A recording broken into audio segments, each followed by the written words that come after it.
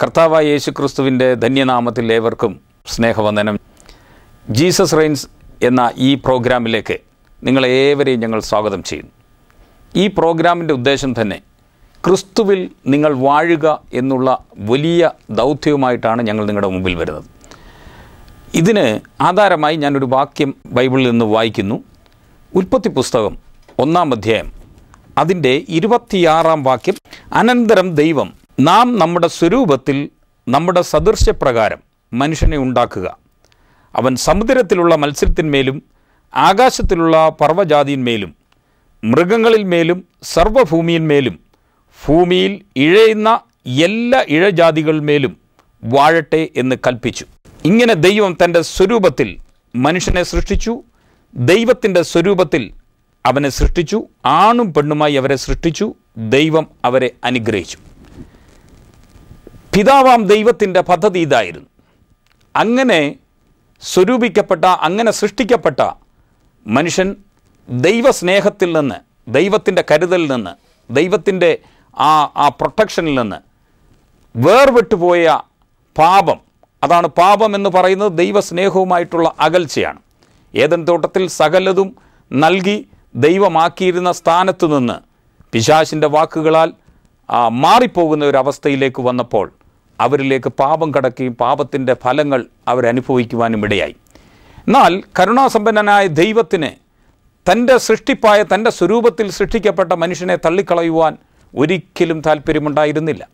അതിൻ്റെ ഏറ്റവും പരമപ്രധാനമായ പദ്ധതിയായി രണ്ടാമത്തെ ആദാമാകുന്ന യേശുവിനെ ഈ ഭൂമിയിൽ അയച്ച് മാനവകുലത്തിൻ്റെ പാപങ്ങൾ മൊത്തം തൻ്റെ മേൽ ചുമത്തി പാപമില്ലാത്തവനെ പാപമാക്കി ഈ ലോകത്തിൽ സൃഷ്ടിച്ച് ഈ ലോകത്തിൽ നമുക്ക് തന്ന് സ്നേഹിച്ചു എന്നുള്ള വലിയ സന്ദേശമാണ് ഞങ്ങൾക്ക് ഇന്ന് നിങ്ങളോട് പറയുവാനുള്ളത്. ഈ സ്നേഹത്തെ മനസ്സിലാക്കുകയും ആ സ്നേഹത്തിൽ ആശ്രയിച്ചുകൊണ്ട് കൃപയിൽ നിങ്ങൾക്ക് ഈ ഭൂമിയിൽ വാഴുവാൻ ഒരു വലിയ അവസരമുണ്ട് എന്ന് അറിയിക്കുന്നതിൽ ഞങ്ങൾക്ക് വളരെ സന്തോഷമുണ്ട്. ഈ TV ചാനലിൽ ഞങ്ങൾ വരുമ്പോൾ ഇതുപോലൊരു ദിവസം ഈ TV ചാനലിൽ ഇരുന്നു കൊണ്ടാണ് ഞാൻ ഈ യേശുവിനെ പറ്റി യഥാർത്ഥമായി മനസ്സിലാക്കുവാൻ ഇടയായത്. എൻ്റെ ജീവിതത്തിൻ്റെ പിന്നാമ്പുറങ്ങളിലേക്ക് എത്തി നോക്കുമ്പോൾ ജീവിതത്തിൽ വിട്ടുപോയ, ദൈവസ്നേഹത്തിൽ നിന്ന് അകന്നുപോയ പല പാവപ്രവൃത്തികൾക്കും ഉടമയായിരുന്നു. എന്നാൽ ക്രിസ്തുവിൻ്റെ സ്നേഹത്തെപ്പറ്റിയും ദൈവസ്നേഹം ക്രിസ്തുവിൽ പ്രദർശിക്കപ്പെട്ടതിനെപ്പറ്റിയും മനസ്സിലാക്കുവാൻ കഴിഞ്ഞപ്പോൾ അതിൻ്റെ ആഴങ്ങൾ അറിയുവാനുള്ള ആഗ്രഹം മുന്നോട്ട് വരികയും, ക്രിസ്തുവിൽ തികഞ്ഞു എന്ന് ഞാൻ അവകാശപ്പെടുന്നില്ല, എന്നാൽ ക്രിസ്തുവിൽ പൗലോസ് പറയുന്നത് പോലെ ക്രിസ്തുവിൽ തികഞ്ഞവനായി തീരുവാനുള്ള ഒരു ഓട്ടമാണ്. ആ ഓട്ടത്തിനിടയിൽ എൻ്റെ പ്രിയ സഹോദര സഹോദരി, നിങ്ങളെയും ഉണർത്തുക എന്നുള്ള ആ വലിയ ദൗത്യം മാത്രമാണ് ഈ TV പ്രോഗ്രാം കൊണ്ട് ഞങ്ങൾ ഉദ്ദേശിക്കുന്നത്. യേശു ക്രിസ്തുവിൽ ഒരു മനുഷ്യനാകുക, അല്ലെങ്കിൽ യേശു ക്രിസ്തുവിലേക്ക് ആനയിക്കുക എന്ന് പറയുമ്പോൾ യേശു ഒരു മതത്തിൻ്റെ സ്ഥാപകനല്ല. ഒരു മതം സ്ഥാപിക്കുവാൻ ഈ ലോകത്തിൽ യേശു വന്നില്ല. ഒരു മതത്തെ താത്തുകെട്ടുവാനോ ഒരു ഓർഗനൈസേഷൻ്റെ തലപ്പത്തിരിക്കുവാനോ യേശു ഈ ഭൂമിയിൽ വന്നില്ല എന്നുള്ള സത്യം വളരെ മനസ്സിലാക്കണം. എന്നാൽ നിർഭാഗ്യവശാൽ ഇത് ക്രിസ്ത്യാനികളുടെ ദേവൻ എന്നുള്ള ഒരു തെറ്റിദ്ധാരണ ലോകത്തിൽ മൊത്തം ഇന്ന് നിലനിൽക്കുന്നുണ്ട്.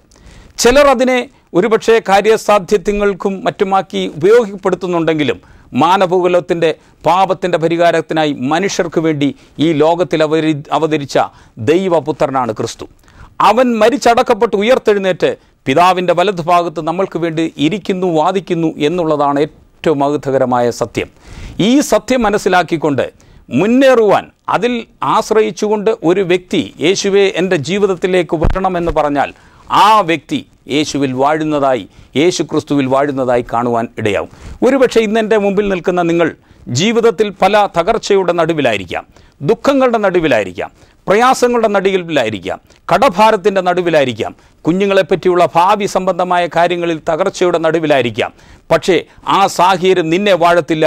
നീ ആ സാഹചര്യത്തെ വാഴുവാനാണ് യേശു ആഗ്രഹിക്കുന്നത്. അതിനായി ഈ ലോകത്തിലെ മനുഷ്യൻ ചെയ്യുന്നത് പോലെ പല പ്രവൃത്തികൾ കൊണ്ട് ദൈവത്തെ പ്രസാദിപ്പിക്കാൻ ഒരിക്കലും ഒക്കത്തില്ല. നമ്മുടെ എന്തെങ്കിലും ഒരു നല്ല നേർച്ച കാഴ്ചകൾ കൊണ്ടോ പ്രാർത്ഥനകൾ കൊണ്ടോ എന്തെങ്കിലും കർമ്മങ്ങൾ കൊണ്ടോ ദൈവത്തെ പ്രസാദിപ്പിക്കാൻ ഒക്കത്തില്ല. നേരെ മറിച്ച് തൻ്റെ പുത്രനായ യേശു ക്രിസ്തുവിൽ പൂർത്തീകരിക്കപ്പെട്ട പ്രവൃത്തിയിൽ നീ വിശ്വസിക്കുമെങ്കിൽ, അതിൽ വിശ്വസിച്ചുകൊണ്ട് നിൻ്റെ ചുവടുകൾ വിശ്വാസത്തോടെ മുന്നോട്ട് നടത്തുമെങ്കിൽ തീർച്ചയായിട്ടും ദൈവം അനുഗ്രഹിക്കുവാൻ മതിയാവനായി നമ്മുടെ കൂടെയുണ്ട്. ഇന്ന് എന്നെ കണ്ടുകൊണ്ടിരിക്കുന്നത് യാദർച്ഛികമായി ഈ TV ചാനലിന് മുമ്പിൽ വന്നതല്ല. ദൈവം അങ്ങേപ്പറ്റി ലോകസ്ഥാപനത്തിന് മുമ്പിൽ, പിതാവ് ഈ ലോകം സ്ഥാപിക്കുന്നതിന് മുമ്പായി കണ്ട പദ്ധതിയുടെ പ്രകാരമാണ് ഇന്നെൻ്റെ മുമ്പിൽ പ്രിയ സഹോദര സഹോദരി നീ വന്നിരിക്കുന്നതെന്ന് ഞാൻ ഉറപ്പിച്ച് വിശ്വസിക്കുന്നു. കാരണം അങ്ങയെപ്പറ്റി അല്ലെങ്കിൽ സഹോദരിയെപ്പറ്റി ദൈവത്തിൻ്റെ ഒരു വലിയ പദ്ധതി ഈ ലോകം സ്ഥാപിക്കുന്നതിന് മുമ്പുണ്ട്. അതിനാൽ അങ്ങയ്ക്ക് വേണ്ടിയും കൂടിയാണ് കാൽവറിയിൽ ഈ യേശു മരിച്ചത്. ഈ സത്യവർത്തമാനം ഇന്ന് നിങ്ങൾ അറിയുമ്പോൾ ഒരു കാര്യം നിങ്ങൾ നിശ്ചയമായി ഉറപ്പിക്കണം, എൻ്റെ യേശുവിനാൽ എൻ്റെ ഇന്നത്തെ സാഹചര്യത്തെ ഓവർകം ചെയ്യുവാൻ, അതിനെ അതിജീവിക്കുവാനുള്ള എല്ലാ പോസിബിലിറ്റിയും എൻ്റെ മുമ്പിലുണ്ട് എന്നുള്ള സത്യം നിങ്ങൾ ഇന്ന് തിരിച്ചറിയണം. ഈ സാഹചര്യം ഞാൻ പറഞ്ഞതുപോലെ ഒരു മതത്തിൻ്റെ ഒരു ചടങ്ങല്ല, ഒരു മതത്തിൽ നിന്ന് മറ്റൊരു മതത്തിലേക്ക് മാറ്റുന്ന പദ്ധതിയല്ല. യേശുവേ നീ എൻ്റെ ജീവിതത്തിലേക്ക് വരണമേ എന്ന് ഒരു വാക്ക് പറയുമ്പോൾ ആ യേശു നിന്നിൽ വാഴുവാൻ തുടങ്ങും. നിൻ്റെ മുമ്പിലുള്ള സാഹചര്യങ്ങൾ നിൻ്റെ കാൽ കീഴായി മാറുന്നതായി നിനക്ക് കാണുവാൻ കഴിയും. വേദപുസ്തകത്തിൽ ഈ യേശുവിനെ പറ്റി കാണുവാനായിട്ട് ആഗ്രഹിച്ച അനേകരുടെ ചരിത്രം നമുക്ക് കാണുവാൻ കഴിയുന്നുണ്ട്. പലരും മുമ്പ് കർമ്മപരിപാടികൾ കൊണ്ട്, ധർമ്മങ്ങൾ കൊണ്ട് എല്ലാം ദൈവത്തെ പ്രസാദിപ്പിക്കുവാൻ ശ്രമിച്ചിരുന്ന കാലഘട്ടങ്ങളിൽ അതിൻ്റെ നടുവിൽ എല്ലാം തള്ളപ്പെട്ടവനായി സമൂഹത്തിൻ്റെ മുഖ്യധാരയിൽ നിന്ന് മാറ്റപ്പെടുന്നവരെ യേശു വിടുവിക്കുന്നതായി നമുക്ക് കാണുവാൻ കഴിയും. ഈ യേശു ഭൂമിയിലായിരുന്ന ഈ കാലഘട്ടത്തിൽ യേശുവിൻ്റെ പ്രവർത്തനങ്ങളെപ്പറ്റി സൂക്ഷ്മമായി പരിശോധിച്ചാൽ നമുക്ക് പല കാര്യങ്ങളും പഠിക്കുവാൻ നമുക്ക് കഴിയും. ലൂക്കോസിൻ്റെ സുവിശേഷം 19-ാം അധ്യായം എടുക്കുമ്പോൾ അതിൽ ഒരു മനുഷ്യനെ പറ്റി വളരെ വ്യക്തമായിട്ട് പറയുന്നു. അവൻ യെരിഹോവിലെത്തി കടന്നു പോകുമ്പോൾ ചുങ്കക്കാരിൽ പ്രമാണിയും ധനവാനുമായ സക്കായി എന്നു പേരുള്ള പുരുഷൻ യേശു എങ്ങനെ ഉള്ളവനെന്ന് കാണുവാൻ ശ്രമിച്ചു. വളർച്ചയിൽ കുറിയവനാകൊണ്ട് പുരുഷാര നിമിത്തം കഴിഞ്ഞില്ല. എന്നാറെ അവൻ മുൻപോട്ടോടി അവനെ കാണേണ്ടതിന് ഒരു കാട്ടത്തിന്മേൽ കയറി. യേശു ആ വഴിയായി വരികയായിരുന്നു. അവൻ ആ സ്ഥലത്ത് എത്തിയപ്പോൾ മേലോട്ട് നോക്കി, സഖായിയെ, വേഗമിറങ്ങി വാ, ഞാൻ ഇന്ന് നിൻ്റെ വീട്ടിൽ പാർക്കേണ്ടതാകുന്നു എന്ന് അവനോട് പറഞ്ഞു. അവൻ ബന്ധപ്പെട്ടിറങ്ങി സന്തോഷത്തോടെ അവനെ കൈക്കൊണ്ടു. കണ്ടവരെല്ലാം പാവിയായൊരു മനുഷ്യനോടുകൂടെ പാർപ്പാൻ പോയി എന്ന് പറഞ്ഞ് പിറുപിറുത്തു. സക്കായി നിന്നോ കർത്താവിനോട്, കർത്താവേ, എൻ്റെ വസ്തുവകയിൽ പാതി ഞാൻ ദരിദ്രർക്ക് കൊടുക്കുന്നുണ്ട്. വല്ലതും ചതിവായി വാങ്ങിയിട്ടുണ്ടെങ്കിൽ 4 മടങ്ങി മടങ്ങി കൊടുക്കുന്നു എന്ന് പറഞ്ഞു. ഈ ഭാഗം നമ്മളെ വെളിവാക്കുന്ന ഒരു സത്യമുണ്ട്. സമൂഹത്തിൻ്റെ മുഖ്യധാരയിൽ നിന്ന് തള്ളപ്പെട്ട സക്കായി, യഥേഷ്ടം ധനവും മാനവും ജീവിതത്തിൻ്റെ പ്രശസ്തിയും എല്ലാം ഉണ്ടെങ്കിലും സമൂഹത്തിൻ്റെ മുഖ്യധാരയിൽ വരുവാൻ കഴിയത്തില്ല. അന്നത്തെ കാലഘട്ടത്തിൽ യഹൂദ ദേശങ്ങളിൽ ചുങ്കക്കാർക്കും പാപികൾക്കും വ്യഭിചാരികളായിട്ടുള്ള മനുഷ്യർക്കും മുഖ്യമായിട്ടുള്ള ഒരു ചടങ്ങുകളിലും പങ്കെടുക്കുവാനൊക്കത്തില്ല. ആൾക്കാർ വരുന്ന പബ്ലിക് സ്ഥലങ്ങളിൽ വരുവാൻ കഴിയത്തില്ല. ഈ സാഹചര്യങ്ങളിലും തൻ്റെ ഹൃദയത്തിൽ ഈ നസറേനായി യേശുവിനെ കാണണമെന്നുള്ള ആഗ്രഹം തുടിക്കുന്നതായി ഈ ഭാഗത്തിൽ നിന്ന് നമുക്ക് വായിക്കുവാനും കേൾക്കുവാനും കഴിയുന്നുണ്ട്. ഈ സാഹചര്യത്തിൽ ഈ മനുഷ്യന് യേശു യെരുശലേമിലേക്ക് പോകുമ്പോൾ യേശുവിനെ ചുറ്റപ്പെട്ട ഒരു സമൂഹത്തെ നമുക്കവിടെ കാണുവാൻ സാധിക്കുന്നുണ്ട്. യേശുവിന് ചുറ്റും പരീശന്മാരുണ്ട്, യേശുവിൻ്റെ ചുറ്റും പ്രമാണിമാരുണ്ട്, യേശുവിൻ്റെ ചുറ്റും അത്ഭുതം പ്രാപിച്ച ജനസമൂഹമുണ്ട്, അതിനെൽബരിയായി യേശു തെരഞ്ഞെടുത്ത ശിഷ്യന്മാരുമുണ്ട്. ഇങ്ങനെ യേശുവിനെ ചുറ്റപ്പെട്ട ഒരാൾക്കാരുടെ സമൂഹത്തിൻ്റെ നടുവിൽ യേശുവിൻ്റെ അടുത്ത് വന്ന് യേശുവിൽ നിന്ന് അനുഗ്രഹം പ്രാപിക്കാൻ കഴിയാത്ത ഒരു സാഹചര്യത്തിൽ സക്കായി എന്ന് പറയുന്ന സമൂഹം തള്ളപ്പെട്ടവൻ, സമൂഹത്തിൻ്റെ മുഖ്യധാരയിൽ നിന്ന് തള്ളപ്പെട്ടവൻ, ജീവിതത്തിൽ യേശുവിനെ കാണണമെന്നുള്ള ആഗ്രഹം, ജീവിതത്തിൽ എല്ലാ നന്മകളുമുണ്ട്, ജീവിതത്തിൽ ഒരു കുറവുമില്ല, എന്നാൽ തൻ്റെ ഹൃദയത്തിലൊരാഗ്രഹം ഈ യേശു എങ്ങനെയുള്ളവൻ എന്ന് കാണണം. ഇന്ന് ഞാൻ ഇവിടെ നിന്നുകൊണ്ട് ഒരു കാര്യം പ്രിയ സഹോദരനോടോ സഹോദരിയോടോ പറയട്ടെ. ഒരുപാട് നിങ്ങൾ പ്രസംഗങ്ങൾ കേട്ടിട്ടുണ്ടാകാം. യേശു എന്നത് ഒരുപക്ഷെ നിങ്ങൾക്ക് അറിയുന്നതും അറിയാത്തതുമായ പല കാര്യങ്ങൾ നിങ്ങളുടെ ഹൃദയങ്ങളിൽ കാണാം. നിങ്ങളെ ഞാൻ ചലഞ്ച് ചെയ്ത് ചോദിക്കുന്നു, യേശു എങ്ങനെ ഉള്ളവൻ എന്ന് ഒന്ന് അറിയുവാൻ നിനക്ക് മനസ്സുണ്ടോ? നിശ്ചയമായും ഇന്നത്തെ ഈ സാഹചര്യങ്ങളിൽ, പ്രശ്നങ്ങളിൽ, പ്രതിസന്ധികളുടെ നടുവിൽ, ഒരുപക്ഷെ പേഴ്സണലായിട്ടുള്ള പല വിഷയങ്ങളുടെ മുമ്പിൽ നിങ്ങൾ ഈ TV സ്ക്രീനിന് മുമ്പിലായിരിക്കുന്നുവെങ്കിൽ ഒരു വാക്ക്, യേശു എങ്ങനെയുള്ളവനെന്ന് അറിയുവാൻ ഒരു അല്പം മുൻപോട്ട് വരുവാൻ തയ്യാറുണ്ടോ? എങ്കിൽ വചനം ഇങ്ങനെ പറയുന്നു, എൻ്റെ അടുക്കൽ വരുന്നവനെ ഞാൻ ഒരു നാളും തള്ളുകയില്ല, ഒരു നാളും ഞാൻ അനാഥനായി വിടുകയില്ല, ഞാൻ ലോകാവസാനത്തോളം നിൻ്റെ കൂടെയുണ്ട്. ഈ വാക്ക് പറഞ്ഞവൻ മനുഷ്യനല്ല, മനുഷ്യനായി പിറന്നുവെങ്കിലും ദൈവപുത്രനായ ക്രിസ്തുവാണ്. ആ ക്രിസ്തു ഒരിക്കലും വാക്ക് പറയുവാൻ മനുഷ്യനല്ല. അവൻ നിന്നെ ഒരു നാളും തള്ളുകയില്ല, ഒരു നാളും ഉപേക്ഷിക്കത്തില്ല. എന്തൊക്കെ ഭാരമായിക്കോട്ടെ, എന്ത് പ്രയാസമായിക്കോട്ടെ, ജീവിതത്തിൻ്റെ എന്ത് സാഹചര്യമായിക്കോട്ടെ, എന്ത് പാപ സ്വഭാവത്തിൽ തകർന്ന അവസ്ഥയായിക്കോട്ടെ, ഒരുപക്ഷെ സമൂഹം ഉൾക്കൊള്ളാൻ കഴിയാത്ത ആ വ്യക്തിയാണ് നിങ്ങളെങ്കിൽ പോലും ഞാൻ ഉറപ്പിച്ചു പറയാം, യേശു നിന്നോട് മാറോടണയ്ക്കുവാൻ ആഗ്രഹിക്കുന്നു. യേശുവിൻ്റെ സ്നേഹം നിന്നിലേക്ക് വരുവാൻ ആഗ്രഹിക്കുന്നു. യേശു നിന്നെ സ്നേഹിക്കുന്നു എന്നുള്ള സത്യം മനസ്സിലാക്കണം. നിൻ്റെ പ്രവൃത്തിയാലല്ല, ലോകസ്ഥാപനത്തിനു മുമ്പ് അബ്രഹാമിൻ്റെ സന്തതിയായി നിന്നെ കണ്ടതുകൊണ്ടാണ് നിന്നെ ഇന്ന് യേശു വിളിക്കുന്നത്. ദൈവ പൈതലെ, നീ ഒരു കാര്യം മനസ്സിലാക്കണം. ഒരുപക്ഷെ പള്ളിയിൽ പോകാത്ത ആളായിരിക്കാം, ജീവിതത്തിൽ യേശുവിൻ്റെ മാർഗത്തിലുള്ള ഒരാളായിരിക്കണമെന്നില്ല, ഒരു ജാതിയിൽപ്പെട്ട ആളായിരിക്കണമെന്നില്ല, മതത്തിലായിരിക്കണമെന്നില്ല. ഈ സമയത്തൊരു സത്യം നിങ്ങൾ തിരിച്ചറിയട്ടെ, ഈ യേശു നിന്നെ തള്ളത്തില്ല. യേശുവേ എന്ന് നീ വിളിക്കുന്ന ആ നിമിഷത്തിൽ നിൻ്റെ ഹൃദയത്തിൽ വന്ന് വാഴുവാൻ അവൻ ആഗ്രഹിക്കുന്നു എന്നുള്ള സത്യം ഇന്നറിയട്ടെ. ഈ യേശു സഖായിയുടെ ജീവിതത്തിൽ ചെയ്തതെന്ന് ചിന്തിച്ചു നോക്കി. ബന്ധപ്പെട്ട് മരത്തിന്മേൽ കയറി. അവൻ്റെ ജന്മനാൽ അവൻ കുറിയവനാണ്, നീളമില്ലാത്തവനാണ്. സമൂഹത്തിൽ മറ്റുള്ളവരെ മുകളിലോട്ട് നോക്കി കാണേണ്ട ഈ മനുഷ്യൻ, ജീവിതത്തിൽ എല്ലാ സാഹചര്യങ്ങളുണ്ടെങ്കിലും മനുഷ്യൻ്റെ മുഖത്തേക്ക് നോക്കേണ്ട, ആ ഉയർന്ന ഭാഗത്തിലേക്ക് നോക്കേണ്ട ആ അവസ്ഥയിൽ നിന്ന് മരത്തിൽ കയറി യേശുവിനെ കാണുവാൻ അദ്ദേഹം തയ്യാറാകുകയാണ്. എന്നാൽ അതിൻ്റെ നടുവിലെത്തിയപ്പോൾ യേശു പറയാ, സഖായിയെ നീ ഇറങ്ങി വാ, സഖായിയെ നീ ഇറങ്ങി വാ. ഒരു നിമിഷം ചിന്തിച്ചു നോക്കി, ഈ സഖായിയുടെ പേര് യേശു എങ്ങനെ മനസ്സിലാക്കി? ലോകസ്ഥാപനത്തിന് മുമ്പ് ഞാൻ മുമ്പ് പറഞ്ഞതുപോലെ നിന്നെ പേർ ചൊല്ലി വിളിച്ചിരിക്കുന്ന യേശു ഇന്ന് ഈ സ്ക്രീനിൽ എന്നെ കണ്ടുകൊണ്ടിരിക്കുന്ന കുടുംബാഭിയായിക്കോട്ടെ, ജീവിതത്തിൽ എന്ത് സാഹചര്യങ്ങളിൽ തകർന്നവനായിക്കൊള്ളട്ടെ, ഇന്ന് യേശു നിന്നെ പേർ ചൊല്ലി വിളിക്കുന്നു. വരുവാൻ മനസ്സുണ്ടോ? യേശുവിൻ്റെ പാദപീഠത്തിലേക്ക് ഒന്ന് ഏൽപ്പിച്ചു കൊടുത്തുകൊണ്ട് ഈ യേശു എങ്ങനെയുള്ളവനെന്ന് അറിയുവാൻ, രുചിച്ചറിയുവാൻ തയ്യാറുണ്ടോ? അവൻ ജീവിക്കുന്നു, അവൻ ജീവിക്കുന്നു. അവൻ ജീവിക്കുന്നു എങ്ങനെ അറിയാം? ഈ രാത്രി ഒരു സത്യം മനസ്സിലാക്കണം. ഏതൊക്കെ സാഹചര്യങ്ങളായിക്കൊള്ളട്ടെ, അതിൻ്റെ മുകളിൽ ജയാളിയായി വാഴുവാൻ യേശു നിന്നെപ്പറ്റി ആഗ്രഹിക്കുന്നു. അതിനായി നിൻ്റെ ജീവിതം ഒരു നിമിഷം ഏൽപ്പിച്ചു കൊടുക്കുവാൻ തയ്യാറുണ്ടോ? അങ്ങനെയെങ്കിൽ പേർ ചൊല്ലി വിളിക്കുന്ന യേശു ഒരു നാളും നിന്നെ കൈവിടത്തില്ല, വഴിയിൽ ഉപേക്ഷിക്കത്തില്ല. ജീവിതത്തിലെ ഏതൊക്കെ സാഹചര്യങ്ങളുണ്ടെങ്കിലും സാഹചര്യം നിൻ്റെ കാൽ കീഴാകുക തന്നെ ചെയ്യും. കാരണം അവൻ ജീവിക്കുന്നു. അവൻ്റെ സ്നേഹം നിന്നെ തേടി വരുന്നു. സഖായിയെ നേരെ വിളിച്ചിട്ട് നല്ല വാക്ക് പറഞ്ഞു പോവുകയല്ല, സഖായിയെ മാറോടണച്ചിട്ട് പറയുന്നു, ഞാൻ നിൻ്റെ വീട്ടിൽ പാർക്കേണ്ടതാകുന്നു. പ്രിയ സഹോദര സഹോദരി, മനസ്സിലാക്കണം, യഹൂദ പ്രദേശങ്ങളിൽ ചുങ്കക്കാരുടെയും ഭാവികളുടെയും വ്യഭിചാരികളുടെയും വീട്ടിൽ ഒരു മാന്യനും താമസിക്കത്തില്ല. എന്നാൽ ഈ യേശു പറയാം, ഞാൻ നിൻ്റെ വീട്ടിലേക്ക് വരാം, നിൻ്റെ വീട്ടിലേക്ക് ഞാൻ കടന്നു വരാം. ഇത് കേട്ട് പുറപുറത്തു. കൂടെ നിന്ന മതപ്രവർത്തകർക്ക് ഇഷ്ടപ്പെട്ടില്ല. മതം സ്ഥാപിച്ച് യേശുവിനെ അതിൻ്റെ തലപ്പത്തെത്തിക്കാമെന്ന് ആഗ്രഹിച്ചവർക്ക് അത് ഇഷ്ടപ്പെട്ടില്ല. എന്നാൽ യേശു പറയുകയാണ്, ഞാൻ ഇന്ന് നിൻ്റെ വീട്ടിലേക്ക് വരാം. ഇവനും അബ്രഹാമിൻ്റെ സന്തതിയാകിയാൽ ഈ വീടിന് രക്ഷ വന്നിരിക്കുന്നു. നിൻ്റെ വീടിന് രക്ഷ വരുവാൻ ഒരുവൻ മാത്രമേ ഉള്ളൂ. നിൻ്റെ ഏത് സാഹചര്യമായാലും ലോകത്തിലെ മാന്യന്മാരെന്നും അഭിമാനിക്കുന്ന, ചിന്തിക്കുന്ന ആരും നിൻ്റെ വീട്ടിൽ വന്നെന്ന് വരത്തില്ല. എന്നെ കേട്ടുകൊണ്ട് ഒരുപക്ഷെ ഏകയായി മാറിയിരുന്ന് ഈ TV സ്ക്രീനിൽ നിങ്ങൾ കാണുമ്പോൾ ഒരുപക്ഷെ നിങ്ങൾ ചിന്തിച്ചേക്കാം, എൻ്റെ ഈ സാഹചര്യത്തിൽ ആരെന്നെ സഹായിക്കാൻ വരും? വിറ്റവർ കൈവിടും, ഉടയവർ കൈവിടും. എന്നാൽ മാറാത്ത യേശു നിന്നെ വിടുവിക്കുവാൻ സന്നദ്ധനായി നിൽക്കുന്നു. ഈ സാഹചര്യത്തിൽ മനസ്സിലാക്കുക, ഈ യേശു പറഞ്ഞു, ഞാൻ നിന്നെ കൈവിടത്തില്ല. ഈ സഖായിയോട് പറയുക, നീ മരത്തിൽ കയറണ്ട, ഞാൻ മരത്തിൽ കയറാം. നിൻ്റെ പാപങ്ങൾക്ക് വേണ്ടി 2000 വർഷങ്ങൾക്ക് മുമ്പ് സഖായിയുടെ ആ മരത്തിൽ കയറ്റം അദ്ദേഹത്തിൻ്റെ ഒരു പ്രവൃത്തിയുടെ ഭാഗമായിട്ടാണ് കാണുന്നത്. എന്നാൽ മാനവകുലത്തിൻ്റെ പല പാപങ്ങൾക്കും വേണ്ടി യേശു മരത്തിൽ തൂങ്ങി. ആ മരത്തിൽ തൂങ്ങി ശാപമായി തീർന്ന് അബ്രഹാമിൻ്റെ അനുഗ്രഹം യേശു ക്രിസ്തുവിലൂടെ എല്ലാവർക്കും സൗജന്യമായി തന്ന ഈ യേശു ഇന്ന് രാത്രി ഈ പകലിൽ നിങ്ങളെ ക്ഷണിക്കുന്നു, വരിക, യേശു നിന്നെ വിടുവിക്കും. അവൻ നിന്നെ സ്നേഹിക്കുന്നു. അവൻ്റെ സ്നേഹത്തിൻ്റെ ധാരയിൽ ഒരു നിമിഷം ഏൽപ്പിച്ചു കൊടുക്കുവാൻ തയ്യാറുണ്ടോ? ഈ ഉയർത്തപ്പെട്ട യേശുവിലേക്ക് നോക്കുമ്പോൾ നീ ഓട്ടോമാറ്റിക്കലി ഉയർത്തപ്പെടും.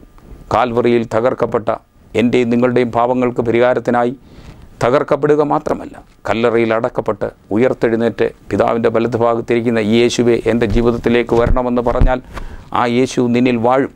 സാഹചര്യങ്ങൾ നിന്നിൽ നിന്ന് മാറി മറയുന്നതായി കാണുവാൻ കഴിയും. ഒരു നിമിഷം എന്നോടൊപ്പം നിങ്ങൾക്ക് പറയാൻ കഴിയുമോ, ഞാൻ യേശു ക്രിസ്തുവിൽ വിശ്വസിക്കുന്നതിനാൽ ഞാനൊരു പരാജയമായി തീരുകയില്ല. യേശു ക്രിസ്തുവിൽ ഞാൻ വിശ്വസിക്കുന്നതിനാൽ ഞാനൊരു പരാജയമായി തീരുകയില്ല. എന്നോടൊപ്പം ഒന്ന് പറയാമോ, യേശു ക്രിസ്തുവിൽ ഞാൻ വിശ്വസിക്കുന്നതിനാൽ ഞാനൊരു പരാജയമായി തീരുകയില്ല. പ്രിയ സഹോദര സഹോദരി, പ്രവർത്തനങ്ങൾ, ഒരുപാട് കർമ്മപരിപാടികൾ ദൈവത്തെ പ്രസാദിപ്പിക്കുന്നത് അവസാനിപ്പിച്ചു വെച്ചതിന് ശേഷം, യേശുവേ, നിന്നിലൂടെ ഞാൻ വാഴുവാൻ ആഗ്രഹിക്കുന്നു.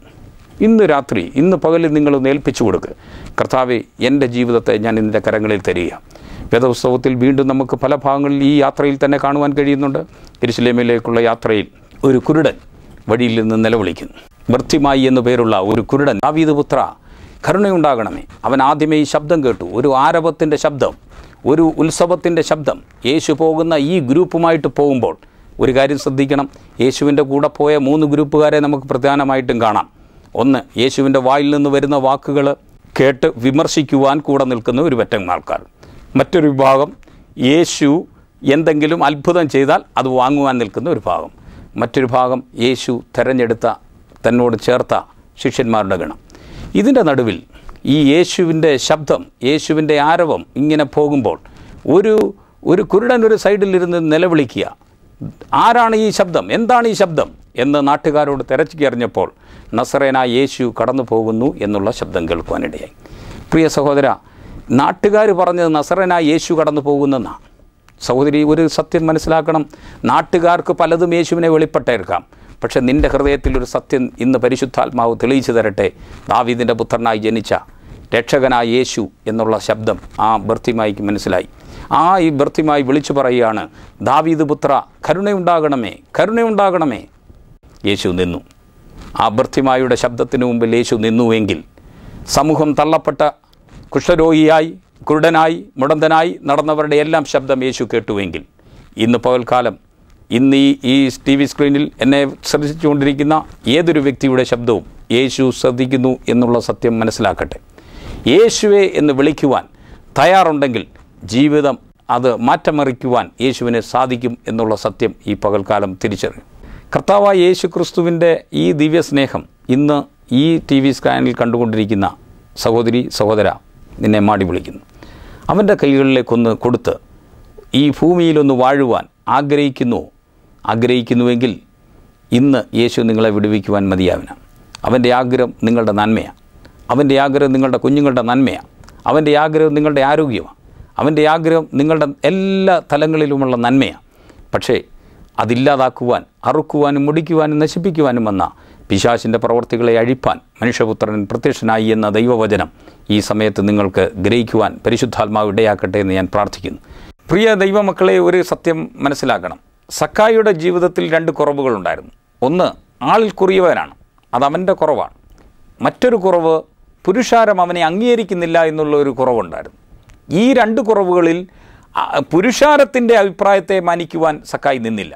പക്ഷേ അവൻ വിചാരിച്ചു, എൻ്റെ കുറവ് ഞാൻ പരിഹരിക്കും, എൻ്റെ കുറവ് ഞാൻ പരിഹരിച്ച് ഞാൻ യേശുവിനെ കാണുവാൻ ശ്രമിക്കും. കാരണം അവൻ അതിനുവേണ്ടി ഒരു ചെറിയ ശ്രമം മുന്നോട്ട് ഓടുവാനിടയാകുന്നു. എന്നാൽ ആ ശ്രമത്തോടെ ദൈവത്തിൻ്റെ, യേശുക്രിസ്തുവിൻ്റെ പ്രതികരണം പിന്നീട് നമുക്ക് കാണുവാൻ കഴിയുന്നുണ്ട്. ഓടി മരത്തിൽ കയറുന്നു. മരത്തിൽ കയറി ആരും കാണണ്ട, പുരുഷാരം കാണണ്ട, യേശു കാണണ്ട. പക്ഷേ യേശുവിനെ എങ്ങനെയുണ്ട് എന്ന് നോക്കുവാൻ മാത്രമായി കയറിയ സക്കായിക്ക് യേശുവിൻ്റെ ശബ്ദം കേൾക്കാൻ കഴിഞ്ഞു. സക്കായിയെ, ഇറങ്ങി വാ, ഞാൻ നിൻ്റെ വീട്ടിൽ പാർക്കാം. ഈ യേശുവിൻ്റെ സാന്നിധ്യം, സക്കായിക്കുണ്ടാകുന്ന രൂപാന്തരം പിന്നീട് നമുക്ക് കാണുവാൻ കഴിയുന്നുണ്ട്. ജീവിതത്തിൽ എല്ലാം അന്യായമായി മേടിച്ച സ്വത്ത് മുതലുകളെല്ലാം കർത്താവെ, ഞാൻ 4 ഇരട്ടിയായി പകരം കൊടുക്കുന്നു എന്ന് പറയുന്ന ഒരു ശബ്ദം നമ്മൾക്ക് കേൾക്കാൻ കഴിയും. യേശുവിനെ കണ്ടവൻ്റെ ജീവിതത്തിൽ ഓട്ടോമാറ്റിക്കലി രൂപാന്തരവും വിശുദ്ധിയും എല്ലാം ഉണ്ടായിരിക്കും. അവനെ പ്രത്യേകം എന്തെങ്കിലും ഒന്ന് പഠിപ്പിച്ചെടുക്കേണ്ട കാര്യമില്ല. യേശു സ്നേഹവാനാണ്. അവൻ്റെ സ്നേഹത്തിൻ്റെ മുമ്പിൽ നമ്മുടെ കുറവുകൾ നമുക്ക് വെളിപ്പെടും. ആ യേശുവിൻ്റെ മുമ്പിലേക്ക് വരുവാൻ നമുക്കൊരു തയ്യാറുണ്ടോ? ഒരുപക്ഷെ പുരുഷാരം അതിന് തടസ്സമായിരിക്കാം, സാഹചര്യങ്ങൾ അതിന് തടസ്സമായിരിക്കാം, ജീവിതത്തിലെ നമ്മളുടെ ആ ഗിൽറ്റ് ഫീലിംഗ്, നമ്മുടെ ആ കുറ്റബോധം, നമ്മൾ ഏതാണ്ടൊക്കെ ചെയ്ത് എന്നുള്ള ഒരു പാപബോധം നമ്മളെ ഒരുപക്ഷെ അതിനെ അനുവദിച്ചു എന്ന് വരില്ല. പക്ഷേ യേശു അത് കണക്കിടുന്നില്ല എന്നുള്ളതാണ് സത്യം. പാപികളെ തേടിയാണ് യേശു ഈ ഭൂമിയിൽ വന്നത്, നീതിമാന്മാരെ അല്ല എന്ന ആ വചനം തന്നെ അവിടെ അതിൻ്റെ ഭാഗത്ത് നമുക്ക് വായിക്കുവാൻ കഴിയുന്നുണ്ട്.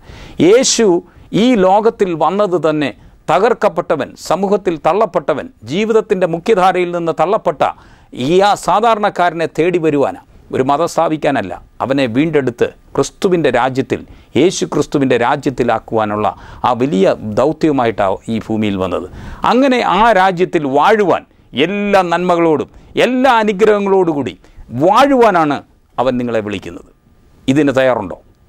ഇന്ന് ഈ സമയത്ത് എന്നെ കണ്ടുകൊണ്ടിരിക്കുമ്പോൾ ഒരു കാര്യം ഉറപ്പിച്ച് വിശ്വസിക്കണം, യേശു നിങ്ങളെ സ്നേഹിക്കുന്നു.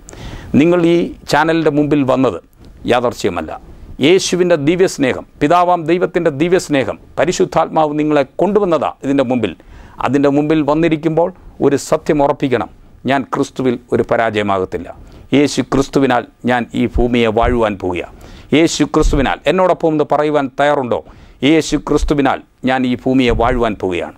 എൻ്റെ പ്രവർത്തികൾ കൊണ്ടല്ല, എൻ്റെ കർമ്മം കൊണ്ടല്ല, കാൽവറിയിൽ ആ മരത്തിൽ ഒഴുക്കപ്പെട്ട യേശു ക്രിസ്തുവിൻ്റെ രക്തയാഗത്താൽ, ആ രക്തത്താൽ ഞാൻ ഈ ഭൂമിയെ വാഴാൻ പോവുകയാണ്. എന്നോടൊപ്പം ഒന്ന് പറയാമോ? സഹോദരി എന്നോടൊപ്പം ഒന്ന് പറയാമോ? സഹോദര എന്നോടൊപ്പം എന്ന് പറയാമോ? യേശു ക്രിസ്തുവിൻ്റെ രക്തത്താൽ ഞാൻ ഈ ഭൂമിയിൽ എല്ലാ സാഹചര്യങ്ങളുടെ മുകളിലും ഞാൻ വാഴുവാൻ പോകുകയാണ്. എന്നോടൊപ്പം ഒന്നുകൂടെ പറഞ്ഞാട്ടെ, യേശു ക്രിസ്തുവിനാൽ ഞാൻ ഈ ഭൂമിയെ വാഴുവാൻ പോകുകയാണ്. എൻ്റെ കർമ്മപരിപാടികൾ കൊണ്ടല്ല, എൻ്റെ നല്ല വിശുദ്ധി കൊണ്ടല്ല, യേശു ക്രിസ്തുവിൻ്റെ രക്തത്താൽ. അങ്ങനെ നിനക്ക് ഉറപ്പ് വരുമ്പോൾ ജീവിതത്തിലെ നിൻ്റെ മുമ്പിലുള്ള പ്രതിസന്ധി മാറി മറയുന്നതായി നമുക്ക് കാണുവാൻ കഴിയും. നമുക്ക് ഒരു നിമിഷം നിങ്ങൾ ആലോചിക്കണം, ഇന്ന് നിങ്ങളുടെ ജീവിതം യേശുവിനായി കൊടുക്കുവാൻ ആഗ്രഹിക്കുന്നെങ്കിൽ, നിങ്ങൾ ആരുമായിക്കോട്ടെ, ഏത് മതത്തിൻ്റെ വക്താവായിക്കോട്ടെ, ഏത് ജാതിയിൽപ്പെട്ടവനായിക്കോട്ടെ, എല്ലാവരെയും ലോകത്തിൽ യേശു സ്നേഹിച്ചു. ആ സ്നേഹമാണ് ഞങ്ങൾ ഇന്ന് പറയുന്നത്. യേശുവേ, എൻ്റെ ജീവിതത്തിലേക്കൊന്ന് വരണമേ എന്ന് ഈ നിമിഷം പറയുമെങ്കിൽ എന്നോടൊപ്പം ഈ പ്രാർത്ഥന ഒന്ന് ഏറ്റുചൊല്ലാമോ? പ്രിയ പിതാവേ, യേശുവിൻ്റെ നാമത്തിൽ ഞങ്ങൾ അങ്ങയുടെ പാദപീഠത്തിൽ വരുന്നു. എൻ്റെ ജീവിതത്തിലേക്ക് അങ്ങ് ഒന്ന് കടന്നു വരണമേ. എൻ്റെ ജീവിതത്തിൽ അങ്ങൊന്ന് വാഴണമേ. എൻ്റെ സാഹചര്യങ്ങൾ, എൻ്റെ പ്രതിസന്ധികളുടെ നടുവിൽ എനിക്ക് ചെയ്യുവാൻ കഴിയാത്ത പല കാര്യങ്ങൾ എൻ്റെ മുമ്പിലുണ്ട്. ഒരുപക്ഷെ സമൂഹത്തിൻ്റെ ഉന്നതമായ നിലവാരത്തിൽ ഇരിക്കുന്ന വ്യക്തിയാണ് എന്നെ കേൾക്കുന്നതെങ്കിൽ പോലും കാര്യങ്ങളെ സാധിപ്പിക്കുവാൻ യേശു സമീപമുണ്ട്.